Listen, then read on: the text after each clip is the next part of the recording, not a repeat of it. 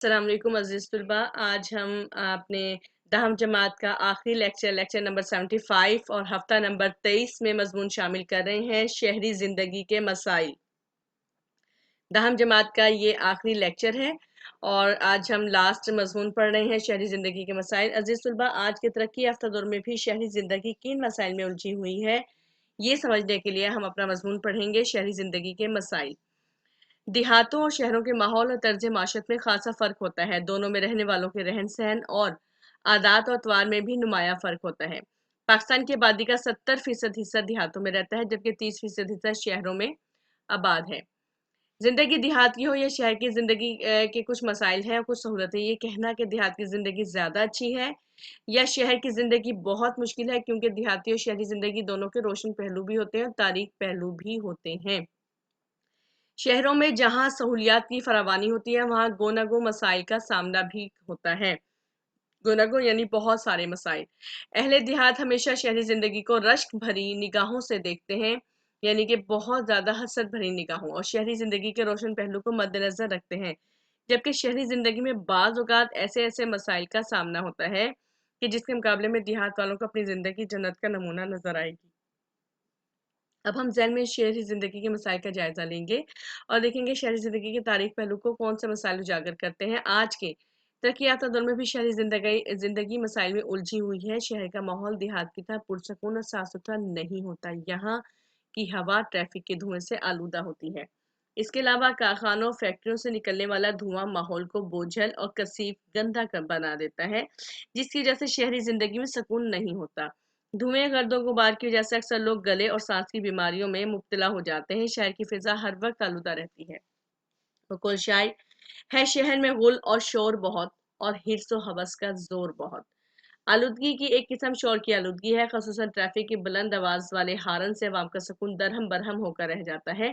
मुसलसल कानों में पड़ने वाली आवाज़ों की वजह से बराह रास्त इंसानी समात और जहन मुतासिर होता है। साबित तनाव बढ़ता है। आलूदगी का मसला संगीन सूरत हाल इख्तियार करता जा रहा है, जिसकी वजह से शहरों में रिहाइश पजीर लोगों को कई मसाइल का सामना रहता है।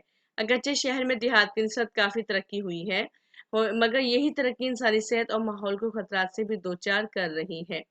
कारखानों, फैक्ट्रियों, डीजल, पेट्रोल से चलने वाली गाड़ियों, दीगर कई किस्म की चीज़ों के धुएं से शहरों का फितरी हुस्न ना सिर्फ गारत हो चुका है, इंतबा हो चुका है, बल्कि आलूदगी की वजह से शहरों की फिजा, पानी और ज़मीन में कीमियाई मादों और नुकसानदेह अनासर की आमेज़श यानी मिलावट खतरनाक हद तक बढ़ चुकी है। मुज़र सेहत गैसें फिजा में शामिल हो चुकी हैं, जिससे सांस की बीमारियां आम हैं। सनती इलाकों में काम करने वाले कारकुन इन जहरीली गैसों से ज़्यादा मुतासिर होते हैं। यानी कि जो लंग्स की डिजीज़ेस होती हैं उसमें ये भी है शामिल, जिससे सांस की बीमारियां, उनके दमा जैसे बीमारी है, जिससे ये कि गंदम की थ्रेशर के दिनों में प्रॉब्लम का शिकार होते हैं लोग, और जहाँ गर्दो गुबार धुआं ज़्यादा हो वहाँ के फ़िज़ा में सांस लेना लोगों का दुश्वार हो जाता है। फ़िज़ाई आलूदगी के अलावा आबी आलूदगी भी शहरों में एक अहम मसला है। पीने के लिए खालिश पानी नहीं मिलता। जिस तरह सांस लेने के लिए हवा की ज़रूरत होती है, इस तरह पानी भी ज़िंदगी की बुनियादी ज़रूरत है। शहरों में पीने के लिए साफ शफाफ पानी नापैद होता जा रहा है, यानी कि कम होता जा रहा है। बाज़ औक़ात सुबह को सरकारी नल से पानी नहीं आता, जिसकी वजह से खाने पकाने में दुश्वारी होती है, यानी मुश्किल होती है। बच्चों को स्कूल जाने में ताख़ीर हो जाती है, देर हो जाती है, वालिदैन को भी दफ्तर पहुँचना होता है। पानी ना होने की वजह से सारे मामूलात दरहम बरहम हो जाते हैं। कभी पानी होता है तो लेने वालों की कतार इतनी तवील होती है कि अपनी बारी आने पर दोपहर हो जाती है, लेकिन इसके सिवा गुजारा भी नहीं होता। आबी आलूदगी की वजह से पानी में कई तरह की कसावतें होती हैं। आलूदा पानी की वजह से मैदे और जिगर की बीमारियां तेजी से फैल रही हैं। एक जायजे के मुताबिक पाकिस्तान के शहरों में आलूदा पानी पीने के बायस बीमार होने वालों की तादाद दूसरे अवामिल से ज्यादा है।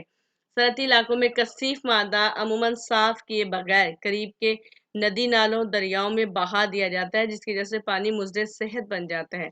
इसके अलावा शहरों में आए दिन बिजली की लोड शेडिंग होती है।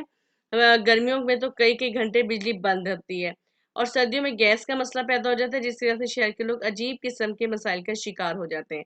बिजली, पानी और गैस के फुकदान यानी कमी से शहरियों की ज़िंदगी अजीरन हो जाती है, मुश्किल हो जाती है। रोज़ बरोज़ बढ़ती हुई आबादी की वजह से शहरों में रिहाइश का मसला भी संगीन सूरत हाल इख्तियार करता जा रहा है। کرائے پر مکانات نہیں ملتے، مل جائیں تو اگر یہ کرایہ آسمان سے باتیں کر رہا ہوتا ہے، یعنی کہ بہت زیادہ ہوتا ہے۔ مالک مکان آئے دن کرایہ بڑھا دیتے ہیں، لوگ تنگ و تاریک ڈربا نما فلیٹوں میں رہنے پر مجبور ہوتے ہیں اور قسم پرسی کی زندگی گزارتے ہیں، بہت ہی مشکل حالات کی، اور تازہ آب و ہوا کی کمی کے باعث لوگوں کی صحت پر برا اثر بھی پڑتا ہے۔ بچے بیمار ہو جاتے ہیں، چھوٹے چھوٹے تنگ تاریک مکان ہونے کی وجہ سے بچوں کا کھیل کود کا موقع نہیں ملتا۔ بعض اوقات مقام ملازمت کی جگہ سے اتنی دور ہوتا ہے کہ آنے جانے میں کافی وقت کا سامنا ہوتا ہے۔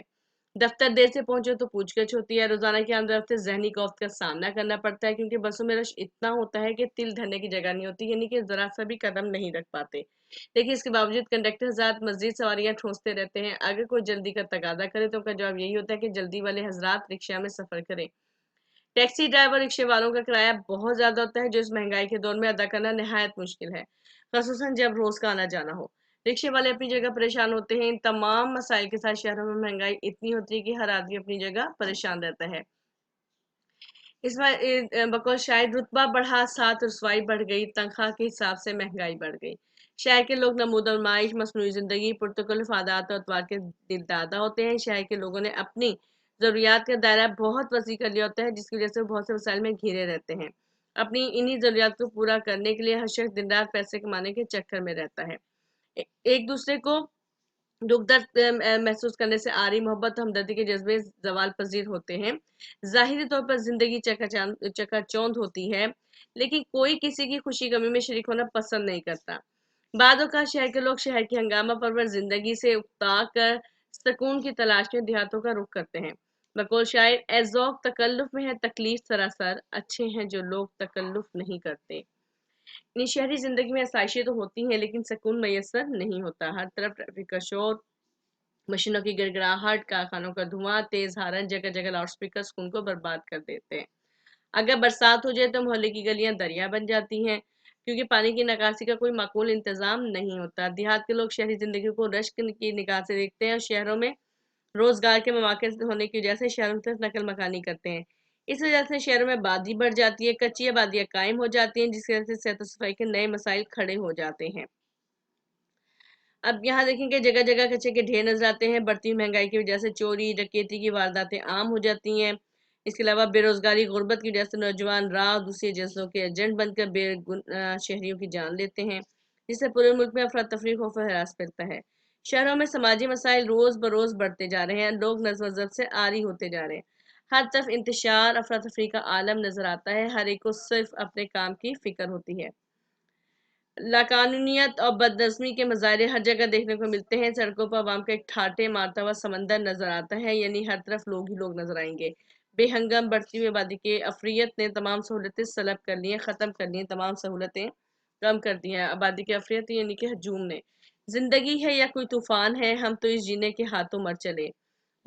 بچوں کی تعلیم و تربیت کا مسئلہ اپنی جگہ توجہ طلب ہے۔ اگر پڑھ لکھ جائیں تو ملازمت ملنا محال یعنی مشکل ہو جاتا ہے۔ غرض شہری زندگی بے پناہ مسائل کا شکار ہے جنہیں حکومت اپنی حکمت عملی سے عوام کے تعاون کے ساتھ حل کر سکتی ہے، ورنہ اے خیال است و محال است و جنوں والا معاملہ ہی رہے گا۔ یعنی شہری زندگی کے مسائل ہوں گے تو ملک بھی ترقی کرے گا۔ ہم دعا کرتے ہیں کہ اللہ تعالیٰ وطن عزیز پاکستان کو شاد و آباد رکھے اور ملک کے تمام شہروں کو ترقی کی راہ پر گامزن کرے۔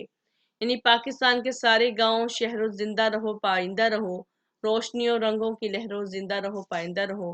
انشاءاللہ اسی امید کے ساتھ کہ حکومت جو ہے وہ شہری زندگی کے جو مسائل ہیں ان کو حل کرنے کی کوشش کر بھی رہی ہے اور انشاءاللہ آگے کرے گی بھی۔ انشاءاللہ شہری زندگی کے تمام مسائل حل ہو جائیں گے تو ملک زیادہ تیزی کے ساتھ ترقی پذیر ہو جائے گا، ترقی یافتہ ہو جائے گا، ترقی یافتہ ممالک میں شامل ہو جائے گا۔ ہمیں بھی اس کام میں مدد کرنی چاہیے اور وہ کام کریں جو لوگوں کے لیے آسانی اور فلاح و بہبود کا کام ہو بجائے اس کے کہ ان کے لیے نقصان کا باعث ہو۔ تو ہمیں بھی اپنی ذمہ داری کو محسوس کرتے ہوئے ان میں عملی قدم جو ہے وہ یہی ہونا چاہیے کہ لوگوں کا خیال رکھیں، ٹریفک میں بے جا ہارن کا استعمال نہ کریں، پانی کو آلودہ ہونے سے بچائیں، تو ہی بہت سارے مسائل حل ہو سکتے ہیں۔ اور انشاءاللہ اس امید کے ساتھ کہ آپ بھی اپنے ملک کی ترقی کے لیے اپنی تعلیم و تربیت پر توجہ کریں گے، اپنے دیے ہوئے تمام کام جو بھی ہم نے दिए हैं आपको, उनको वक्त मुकर्ररा पर याद करेंगे और लिखेंगे। अज़ीज़-ए-तलबा, आज का लेक्चर इतना ही। ये जो शहरी ज़िंदगी के मसाइल हमने मज़मून पढ़ा, ये आपने शरह समाया उर्दू से याद करना है और आपने ये याद करके अपने साथी को बताना भी है कि आपने घर का काम याद कर लिया है। अज़ीज़ तलबा, ये आज लास्ट चैप्टर है, सॉरी लास्ट मज़मून है, लास्ट लेक्चर है आपके दहम जमात का। उम्मीद यही है कि आपने जितने भी लेक्चर्स लिए हैं बहुत ज़िम्मेदारी के साथ, तवज्जो के साथ सुने होंगे और तमाम काम बखूबी असलूब एहसन व खूबी अंजाम दिए होंगे और आपने खुश खत लिखने की कोशिश की होगी तमाम कामों को। और मज़ामीन के सिलसिले में फिर आपको बार बार बताया गया है, एक बार फिर आपको रिमाइंडर करवा दूं कि ये मज़ामीन जो है हमारे सिलेबस का एक अहम हिस्सा है। 15 नंबर का मज़मून हमारे सिलेबस में शामिल है, जिसमें कम अज़ कम आपको 8 सफ़हात पर मज़मून लिखना है, 8 सफ़हात पर मुश्तमिल सफ़हात पर मज़मून लिखना है और आपने मज़मून लिखना है और इसमें कम अज़ कम 5 अशार लाज़मी शामिल करें। ठीक है, इससे ज़्यादा अशार करेंगे तो फिर ये तासुर आता है कि जी अशार ज़्यादा कर दिए गए हैं और उसमें मटेरियल मवाद जो है वो बहुत कम रखा गया है। मवाद का भी ख्याल रखें, तवाज़ुन होना चाहिए मवाद में भी, अशार में भी। और दरमियान में जब हमने कोई कौल पढ़ा है, ज़रबुल इम्साल पढ़ी हैं, हदीस का तर्जमा पढ़ा है, कुरानी आयत का तर्जमा पढ़ा है, तो उसको आप मार्कर से बोल्ड राइटिंग में लिखेंगे, यानी नुमाया करके लिखेंगे। और साथ ही आपने मज़ामीन जो है उसके एक बात का ख्याल रखें, फिर से दोहरा रही हूँ कि हेडिंग नहीं बनानी, पैराग्राफ की सूरत में लिखना है, याद करना है। यही आपका सिलेबस है।